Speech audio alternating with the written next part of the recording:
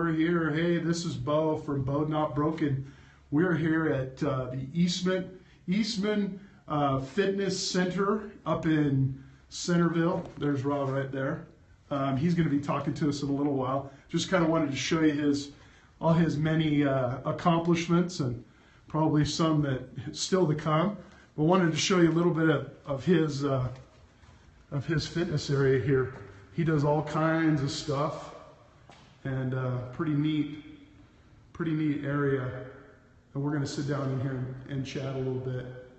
This is the Daily Bend, and we talk to all kinds of people, regular people, people that are experiencing all kinds of different things, and we talk to everybody. Let's see. There we go. Oh, how about that? There we go. These selfie sticks are hilarious. Anyway, we're going to sit down here and have a chat. Again, this is the Daily Bend. We come to you every day, Monday through Friday, and we talk about faith and courage and endurance. We talk to people that have bouts with adversity. We all have adversity through our lives, all through our lives, and we talk about how we got through it and how we can help other people. Something that Rob might say today might affect somebody. I want to thank all the guests that come on. It's kind of fun to have differing type folks, and it's been fun to meet everybody, people I don't know, and come to their environments, or people that I've known just peripherally. Rob was nice enough to have us up, and it's kind of a quiet time in here. It's kind of a good time in here to come. And again, for those that are visiting us here on Periscope, we're in Centerville, Utah in the United States, and we're at Eastman Fitness, where we're going to talk to Rob for a little while. I have to cut in every once in a while just to say what we're doing and where we are and all that kind of stuff. Anybody have any comments, questions, or show ideas, please send them. I have an email on BEAU'DNotBroken.com that you can send anything, or any kind of social media. Just send me your questions, comments, or people that looking for somebody on Friday. Have somebody tomorrow, but looking for somebody on Friday. So if anybody out there would like to tell their story, remember it's your stories, your voice, and that's what we do here on the Daily Bend. Rob, thanks. Thanks for, I'm still trying to figure out this little selfie thing. So anyway, if I can get it it flaps around there. Tell us a little bit about yourself. I know that's a broad question, but let her rip. Yeah, born and raised in Bountiful, Utah, son of Dan Eastman and Claudette Eastman. My father, growing up, he owned a few car dealerships, school board president, state senator, so kind of in the limelight. And from an early age was bullied in a little bit different class, and in junior high got into drugs, and my life kind of took a big turn from there. Tell me a little bit about the bullying. We've had one person on about bullying. How did that really long-term affect you? It was, so I speak at elementaries, junior highs, and high schools now about bullying and drugs, and the effect that both of them have, and a lot of it goes hand in hand. Mm-hmm. So anybody that's a redhead knows how it is growing up to be a redhead. So every day you got picked on. I think I got in a fight probably 3 or 4 times a week. Really? Every day of elementary school. And the strain it puts on your confidence, and you just learn to lie about things and avoid those problems. And for me, and anybody that knows me, I always fought back. So right. I was alone and in trouble a lot that way. When did the bullying start? Really little. I had real small. My ears stuck out, and then I had fire red hair. Right. So it was real little. Wow. When did the drugs and alcohol, things like that, when did that come into play? So my big thing with that was in first grade. My first grade teacher, I was like the original Ritalin baby. Oh. So I was in and out of doctors, and when they were first trying that drug, I got on it. And my first grade teacher pulled me up in front of the class and she kind of made fun of me for needing to take a pill and that I couldn't sit still like the other kids. And that instantly... The teacher actually made fun of you. Yeah. So that created the separation in normal drugs, pills that can make you, level you out and things like that. I told myself I wasn't going to be different, so I never took it again. Fast forward a few years, started smoking weed, and that cured all of my issues. I thought all the people who did drugs were so accepting and so caring, which come to find out they're really not. How were your parents during this time? Were you somewhat rebelling? Were they kind of? I think I was just a pain. You were just a pain. I was just a tough little kid, Really? Had trouble sleeping and concentrating, and I truly believe I had ADHD, and right. And to sit still in school, and the way that school is now compared to back then, they're washing my mouth out with soap and smacking me around in class. So it was a different time to be brought up, but it definitely led into a chip on my shoulder throughout junior high, and then once I hit high school, I was a pretty mean dude. And still doing drugs, still drinking, absolutely. So I was a very high-level soccer player. My senior year in high school, we went and played over in Europe with a Utah team. So I was pretty close. If I probably wouldn't have done the drugs and could have had a better head on my shoulders, I probably would have played pro soccer at some point. Wow.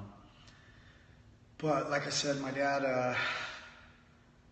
and I love him to death. He passed away about 6 years ago. They never allowed me to fail. So if I got in a bind, if I got in a fight, they always made it go away, or, I never had any consequences for my actions. And if I did, they were very minor, which kind of gave me the invincible feeling. Which, interesting. Coming from a cop's point of view, I was that kid that you could never really get in trouble without getting yourself in trouble. That's interesting. You're watching BEAU'D Not Broken, the Daily Bend, and Rob's with us, and he's talking a little bit about some of his challenges and things like that as he was younger. What we talk about on this show is we talk about the adversities. We talk to people about the different things that they've gone through and how they might be able to help other people and their children. We'll talk about that. He was just talking about how his parents kind of enabled. It was kind of a enabling where he ended up not really getting in trouble, or there wasn't much consequences or accountability for what he was doing. Elaborate a little bit more about that. As far as where did it finally come to a head? That happened a few times. So there was multiple things. I had a best friend who was like a soulmate, somebody who comes around once in a lifetime as far as male-to-male friend. Right. We got in some trouble towards the end of high school. They moved away, and he ended up committing suicide about a year after we got out of high school, which played a huge factor in the way my life went. Right. My dad always wanted to create amazing opportunities for me. Now I see that, now that I'm clean. So they would send me, most of the time I got sent out of the country to some kind of leadership rehab. training. Oh, leadership. That was more like wilderness training, but it was leadership training. Okay. Teach you how to do that. So I spent a month in Costa Rica doing some service projects and kayaking and mountain climbing and things like that. And, came back and just continued right back with my issues, and then they sent me to Israel with BYU. So I did a semester abroad. So for the first few weeks, I had actually gotten in trouble fighting with a highway patrolman. Which, is big trouble. Yeah, you're not supposed to do that. Yeah, so, and it was a weird situation. It wasn't like we started. He was an off-duty officer. And, right. I don't want to get into that, but just kept happening. You know, it didn't matter what I did. Right. My decisions were all the same. Right. They led down the same road. And by this time, I'm out of the house, and nobody can really control me now. I'm on my own. Right. And just continued to surround myself with people that signed off on my bad behavior. And it wasn't until pretty much 2 divorces later, I went to one rehab in between there when I was about 27, and I got sober, but I wasn't working any kind of recovery. Right. Meaning working towards changing my life. Right. You know, I just got clean and everything was great. Right. Playing sports again, and had a knee injury, which led me to get surgery, which led me to an instant relapse. Second they put opiates in my body, it Right. felt like I had never stopped. Right. So I was an IV drug user. So within an hour or two of coming out of surgery, I had a needle in my arm again, and a baby on the way, and a new marriage, and that went away real quick. And that was my second marriage.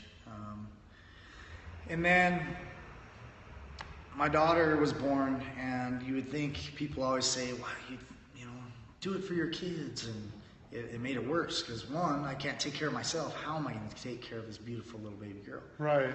You know, so now I'm thinking, what's the best thing for this girl? And my bright idea was, you know, I thought about suicide. And so one night I was high, and I went up. Hello. Come on in here. You're welcome. It's off the cuff. So I knew I wouldn't do it if I was sober, so I got drunk and I went up in the mountains and I took my gun. And my family, I was born and raised LDS. My family was religious. I had a real struggle with believing in something that I couldn't see or feel. I didn't get the same things. let alone yourself, Yeah. I would imagine. Yeah, and so I found myself up above the Bountiful Temple, and they talk about that still small voice. Uh-huh. And I prayed and let God know that he needed to be really loud and Right. give me an answer real quick, or I was going to pull the trigger. And I opened my eyes, and luckily, probably a teenage kid was breaking the law and lit off a bunch of fireworks right as my eyes opened. And to me, that was my aha moment, when it was like the second my eyes opened and it went off for 5 minutes right above the temple, right in my view, like, hey, here you go. And so I drove down and gave my dad my gun, and drove myself to the hospital and checked myself into detox and went to rehab.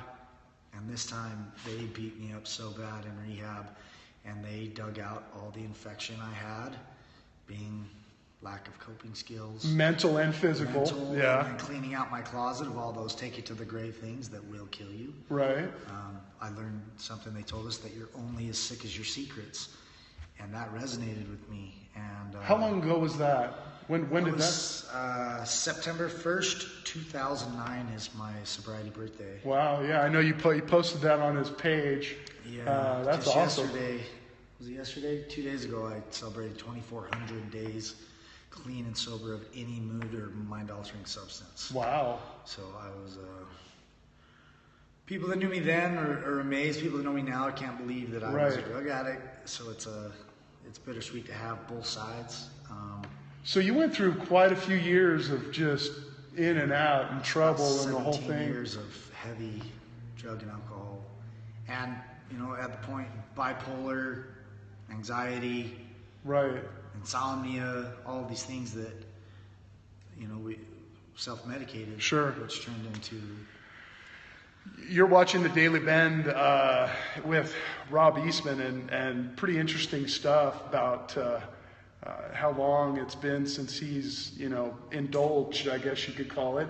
And really, we're going to get to what a success he is, and 2 marriages, you know, kids along the way, all that kind of stuff.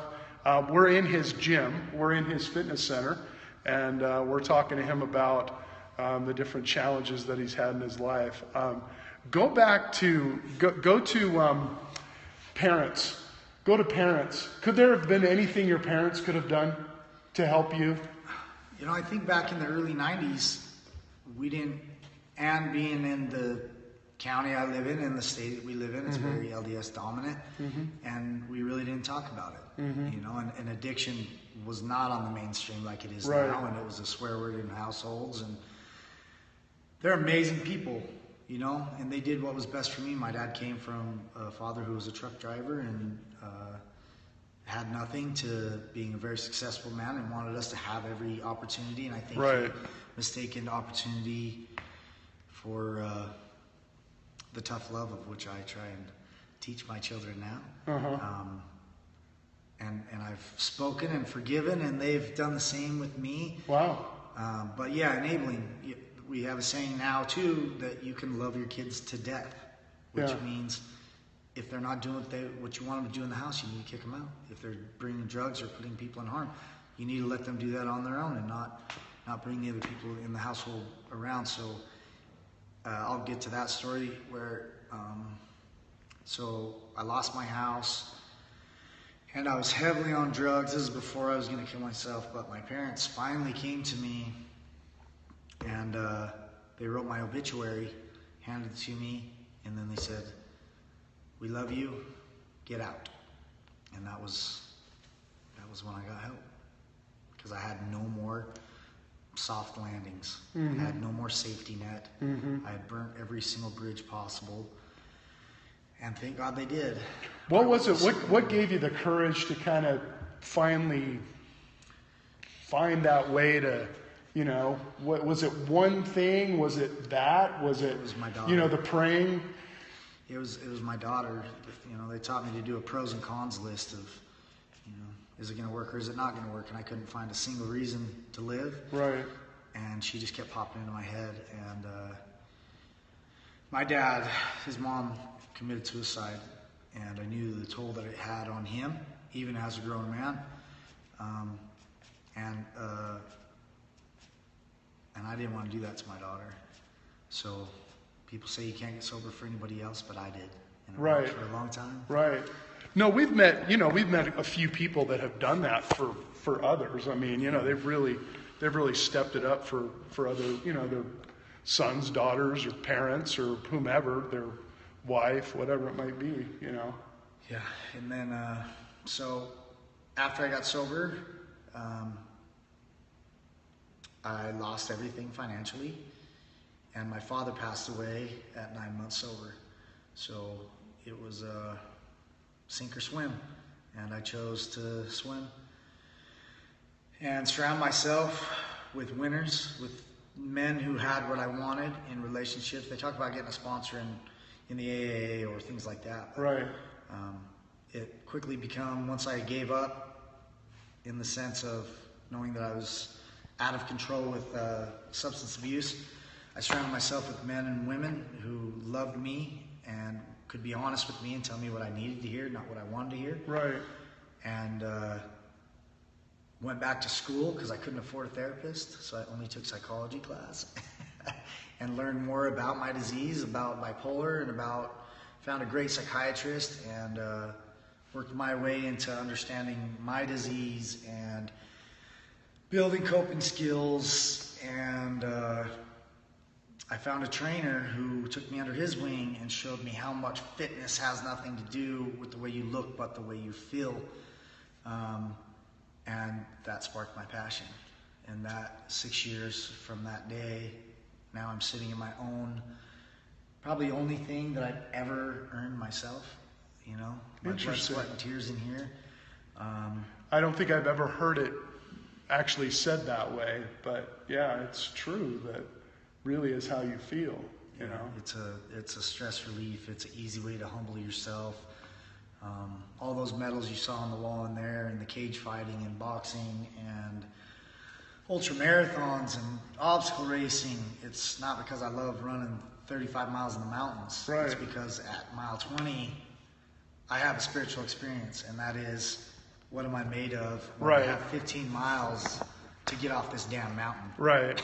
And nobody's going to carry me. Right. So it's, you know, it's my religion. It's, you know, I imagine it's what people feel like when they go to the temple or the synagogue or mass is what I feel when I'm in the mountains on a trail run, or when I'm with my beautiful wife who does all these. Let's put her in front of you. I think we got room for her. Get her over here. Get her over here. Come on. Come sit down. What do you tell parents that might be going through what you did? And, I mean, is it almost? Well, what do you tell them? What do you tell them? I tell them it's very scary, and the more honest you can be with yourself and talk to other people about it, you'll find you're not alone. The more people, the reason I do is people are like, aren't you going to worry about getting judged? Every time I share my story, it helps 5 other people be vulnerable enough to face their fears. I guess not just parents, but somebody that's watching that might have addiction issues. Yeah, parents, especially, parent from day one. Don't parent every 5th time. Parent every time, and then you won't have to parent that much as they get older. And yourself. What do you think is important for people for themselves if they're in those situations? Ask for help. Humble yourself enough to ask for help. To a qualified friend, not somebody with a bottle in their hand can talk out your sorrows with a drink. Right. There's AA, there's so many groups, there's so many new fitness places who are starting to do what I do. We do life coaching. Yeah, let's talk about that. So you 7 years ago, it was you had a dream, and your dream is, early on we came in, and we'll show you a little bit more in a little while, but you had a dream, and how did that play into your sobriety and your frame of mind and all that kind of stuff? It was an amazing journey, and they say, I had this idea. My dad said, I don't know anything about recovery, but I know a lot about business. So let's make your recovery plan like a 5-year business plan. And I set my goal, and it was super low, and he's like, no, that's done. So I set it so high. He's like, okay, make a business plan. I took it to some investors, and all I needed was $80,000 and an 8,000 square foot facility. That's all I need. Yeah. And they laughed at me, and I could not understand what was so funny. It was such a great idea. It's your idea. It's great. And thank goodness, I thank you to all of you that said no to me, because if you didn't, I'd be building your dream right now instead of sitting in my own. But at least 5 times a month, people would tell me, just get a normal job, because I fully committed to building my dream. Mm-hmm. And it's been the most amazing journey. And it's definitely made me being very comfortable living outside my comfort zone. Mm-hmm. I'm almost more comfortable outside of my comfort zone than I am in. Because if I get lazy and complacent and I'm comfortable, that's when bad things happen. So you're in the fitness business, but it's more than just lifting weights. Yeah. I mean, most people think that, fitness is just lifting weights. Yeah. You do all kinds of things here. Absolutely. And help people. Absolutely. Is that something that helps you with your therapy of your own? Oh, yeah. Yeah, if I didn't have people with problems to help them with theirs, it'd be a scary place and scary world for us. I get so much from people that come to me for help, but I end up learning more about them, and more from them than they ever do from me. Right. I've been fortunate enough. I got the head coaching job at a local junior high's wrestling team, and I get to work with boys 13 to 15, and that experience to come in and not just teach technique, but to teach these boys who are about to be those pain in the butt teenagers which way to go, and share my story, and get to come in and be vulnerable with them. In return, they get to be vulnerable with me and learn how to communicate and not stuff their feelings through fitness and wanting to quit and moving forward. And there's just so many, the mind, body, and soul. I'm not a yogi, but we try and work it all out. Mm-hmm. Whether you believe in God or not, there's still something that can give you the warm and fuzzies, and I want you to chase that. Tell me about this lady right here. This lady right here is an amazing woman. People always ask, how did you meet her? I was sitting at Cafe Rio, maybe I was like 2 years sober, still pretty terrified of females. No confidence. Terrified of females. And you can see her, she's gorgeous. And we were sitting there, and just got my burrito, and she walked by, and I was like, dang. And my buddy's like, yeah, she's hot. And I'm like, God, yeah, I'll do that next time, you know, thinking I'll never see her again. And unfortunately, she just went to the place next door and got her eyebrows waxed. And walked back by, and I was almost done with my burrito, so I said, the answer is always no unless you ask. So I went and asked her out, and we've spent every day since. And she has done everything that I've ever challenged. She's a part of her the to do. business. She's a Yeah. part. Her very first race was an ultra marathon. Nice. Her Wow. second race was a 50K, was 7,000 foot elevation gain, and she just won her first boxing match. Nice. It's all amazing things, but she's also 38 years old. So people that have excuses, that's what that wall is about. Right. Is there are no excuses. Right. Age is a number. If you want to do it, I can help you. Right. I can help you get there. What's the biggest barrier in your business to people, you know, not just getting customers, but what's the biggest barrier for you? You know, do you find that when people come in or people... I think it's how unwilling people are to be honest with themselves. You know, when people either love what I'm saying or they run like hell because they don't want to get vulnerable. Because Right. they got some skeletons or they're feeling pretty bad and they know that being around me long enough, you're bound to pull that Band-Aid Right. off. Elaborate a little bit on the vulnerability, because we've had that for a couple of shows. Vulnerability has come out, and what is that in your mind? And I think for maybe the viewers and people that are watching, that will watch it, a lot of times that's associated with being a sissy, being somebody. I'm vulnerable. You know, that's only for women. Yeah. I'm speaking of vulnerable, not like crying all the time about my feelings, but more so understanding that I'm human to be depressed or to have anxiety or to have troubles in my relationship, and to know, like I could ask you holding your phone right now. When you started, it's pretty light, right? It's probably getting pretty heavy holding your hand up now. It's the same as if you get hurt or you lie about something. It's not that big of a deal, but if you hold on it too long, it's going to grow, it's going to grow, it's going to grow. You're going to forget about it, but it's still growing inside of you. So be vulnerable enough to, if you get hurt, speak about it. If something's bothering you, let somebody know. Don't carry resentments. Just a simple way to communicate, which I learned through Alcoholics Anonymous, but to be able to speak about my feelings and not in a sissy way, but one that all we can do is clean our side of the street, being that I can tell you I'm sorry and not expect anything in return. It's only for me to let you know I'm sorry I hurt you. And we expect too much from other people when really we're our biggest enemy and we're our best success. So You're watching the Daily Bend, BEAU'D Not Broken with Rob Eastman, and we've been talking about a lot of different things, and I think that one of the things that vulnerability we just talked about is something that is interesting and is prevalent and is very much a part of this show. We're trying to show people's, you know, at their rock bottom and how they've come out of it. And some people that we show haven't come out of their rock bottom yet, but maybe this show, maybe what we're saying, maybe what Rob says or somebody else says will help you or help somebody that you love. That's what this is all about. Tell me about maybe a success.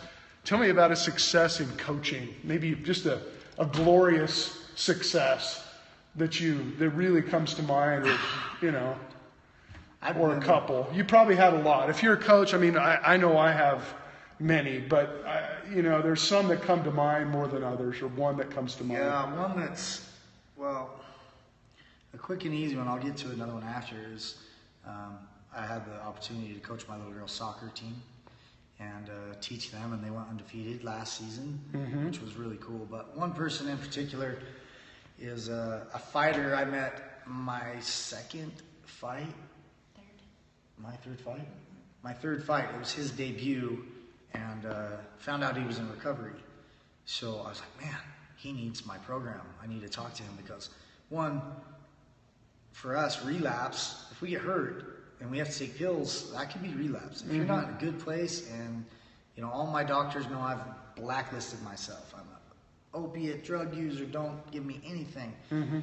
So I started training with him, and or I brought him into our training, and he was still pretty new in recovery, and he couldn't handle my level of accountability.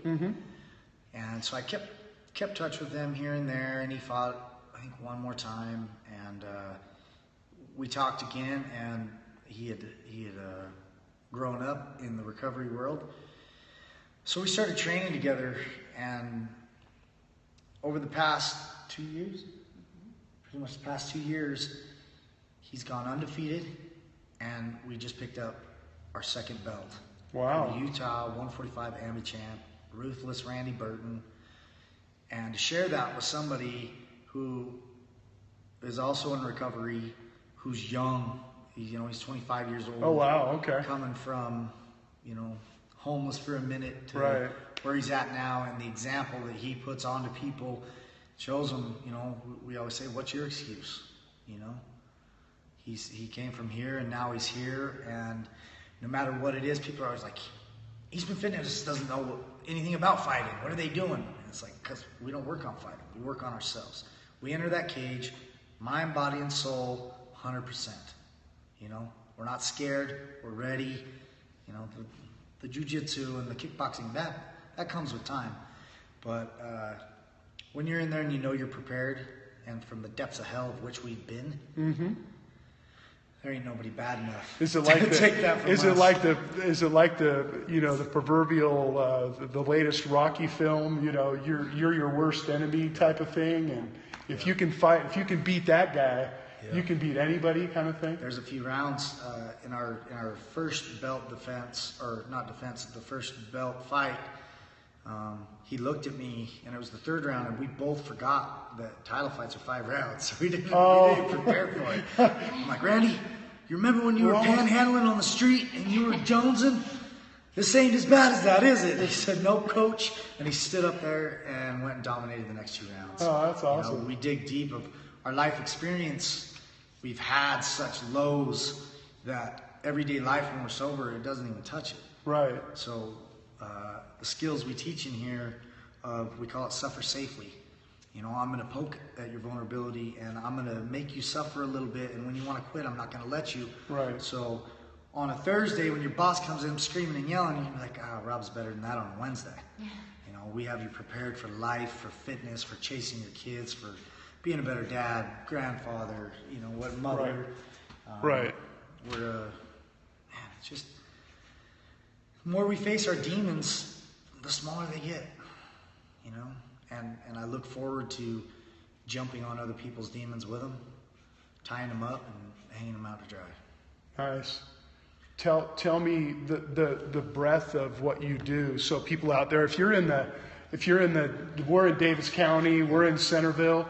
If you're up in the northern Utah area here, the metropolitan area, Eastman Fitness does a lot of things. Tell them what you do. Other than what you've already said. I mean, it's a whole approach. It's not just, we're going to lift weights and things like that. Yeah, we don't have any mirrors to flex in. It's true. There aren't any mirrors. Check that out. Pretty amazing. So the basis of our program, we do normal athletes want to come in and just lift whatever, but one is to get serious with yourself and be vulnerable enough to come in and join a group.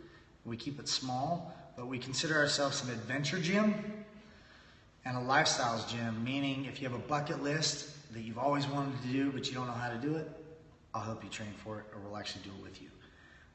We do everything from paddle boarding, sand volleyball, trail running and racing, to yoga. I mean, we never do the same thing. We work out a lot on kids' playgrounds, so if you're ever out of town, you can just find the local elementary, and you'll little get a urban great workout. It's an urban workout. Kind of, we coach you to not need a gym and to not need us. And the only reason I have a gym is so that people have a safe place to come year round. But as soon as this snow goes away, we won't be spending much time in here. So it's mainly a safe place where if you've been afraid to face anything. And you're really a one-stop shopping. I mean, you can deal with addictions, you can deal with, self-esteem, you can deal with all kinds of things. Also, one thing that's really cool that me and my wife just took a course on PTSD because we just got picked up by the Wounded Warrior Project. If you Nice. or anybody you know struggles with PTSD, post 9/11 military, they will pay for 3 months of training with us and 4 personal sessions a month. Wow, With other nice. vets. It's a private group for vets only. Okay. So if you're struggling, I get it. I didn't go to war. I went to my own war, but Sure. I'm sure you can help those out there in law enforcement and out Yeah. there in fire service and other situations too. I don't know about everybody out there. Hopefully, this will be online. We'll put it on YouTube. It'll be on the website, but you can use it, for whatever you guys are doing. Yeah. And I would love to come back and maybe while you're doing, maybe you're training a fighter or whatever, or you've got kids in or something. I'd love to do that. I think this has been a treat for me because it's nice to see like-minded people that are involved in fitness that have really taken it to a level. I like the idea of no gym, being able to rely on your urban settings, your home, things like that. That's the kind of training that I enjoy. But your story is one that is very inspiring, and I hope you get to. I know you tell it a lot, but I'm glad you're able to tell it on our little show here today. Anything you want to say parting wise to everybody out there? if you're struggling, reach out to somebody. You can check our website out at www.eastmanfitnessutah.com. And the 2 biggest things in my recovery are, like I said before, you're only as sick as your secrets, and be brave enough to love yourself. And thank you. Thanks to my wife for being on the show with us. Thank you. Yeah, thanks for hanging out. Want to thank everybody there for watching, and we'll make sure we post this up on the website. Visit his website. Don't forget to watch Monday through Friday. We come to you live, and we go wherever we need to go and to tell people's stories of adversity, but then also of how they've come out of that. Adversity can be and turn into success for everybody. So thanks for watching, and don't forget to any comments, questions, or any show ideas, please let me know. I don't have this is non-scripted and non-rehearsed, and we just go out there and bring this kind of stuff to you. So anyway, have a great day. Thanks a lot. If I can get that.